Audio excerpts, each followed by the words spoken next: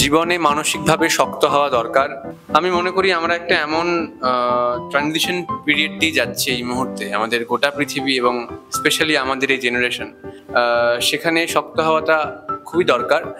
তবে আমি এটাও মনে করি যে খুব শক্ত না হলেই যে একেবারে নয় তাও নয়। তবে হ্যাঁ, যা যা ঘটছে চারিপাশে এই সবটাকে মেনে না নিলেও মানিয়ে নিতে হবে। এবং পরিবর্তন তো আসতেই পারে সবকিছুতে, কিন্তু কিছুটা সময় লড়াই তো করতেই হবে। জোর করে কারোর প্রিয় হওয়ার চেষ্টা করতে নেই। ছোটবেলায় কিছু একতরফা প্রেম করতে গিয়ে শুনেছি এগুলো অনেকেই শুনেছে, অনেক ছেলে অনেক মেয়েই শুনেছে। কথাটা সত্যি। আমি আমার জীবনের ক্ষেত্রে এরকম দেখেছি, অন্য জীবনের ক্ষেত্রেও এরকম আমি নিজে এক্সাম্পল হয়ে উঠেছি। যদি কেউ সত্যি কাউকে পছন্দ করে থাকো কিন্তু সে না ধর মানছে না, সে তাহলে দেখো অনেক সময় ম্যাজিক হয়ে যায়। আবার অনেক সময় বুঝতে হয় যে কোথায় মানে দড়িটা ছাড়া দরকার, হাতে না লাগে যাতে। সব মিলিয়েই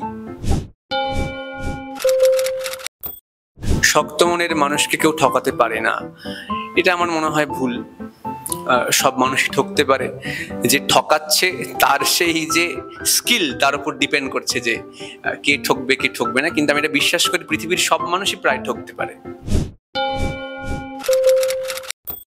সৌজন্য বোধ হারিয়ে গেছে, আমি এটা খুব একটা বিশ্বাস করি না। এটা কি হয়েছে, এই সৌজন্য বোধের যে মানে সংজ্ঞাটা, সেইটা আস্তে আস্তে বদলে গেছে আমাদের গোটা পৃথিবীর মানে সামাজিক অবস্থান এবং আর অর্থনৈতিক অবস্থান বদলে যাওয়ার জন্য। কিন্তু সৌজন্যতা বোধ আছে, মানুষের মধ্যে আছে, অনেকের মধ্যেই আছে, অনেকের মধ্যে নেই, অনেকের মধ্যে আগেও ছিল না। আমি খুব একটা বেশি মানুষকে দেখিনি বলে আমি হয়তো বলতে পারবো না, কিন্তু আমার জেনারেশন যে সৌজন্যতা বোধ একেবারেই দেখাতে পারে না তা তো নয়।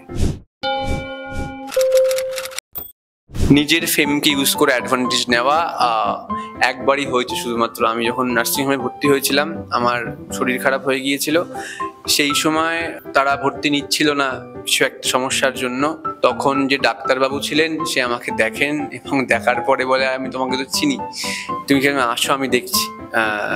তো সেটা হয়তো আরো 1-2 ঘন্টা লেট হতো, কিন্তু হয়ে গিয়েছে। সেটা আমার ক্ষেত্রে হয়েছে, কিন্তু আমার না সবার ক্ষেত্রে হলেই ভালো। নতুন করে প্রেম খুঁজো না, নিজেকে খুঁজো। নিজেকে খোঁজাটাও খুব দরকার, আবার নতুন প্রেম খোঁজাটাও খুব দরকার। কারণ প্রেম একটা খুব যদিও খুব এই কথাটা মানে পার্সপেক্টিভ। আমার অনেকের প্রেম ভালো লাগে, অনেকের প্রেম ভালো লাগে না, কিন্তু প্রেম খোঁজা খারাপ নয়, প্রেম খুঁজতে পারো। তবে হ্যাঁ, নিজেকে খুঁজে পাওয়াটা খুব দরকার, হারিয়ে গেলে চলবে না। ফার্স্ট লাভের প্রতি কৃতজ্ঞতা।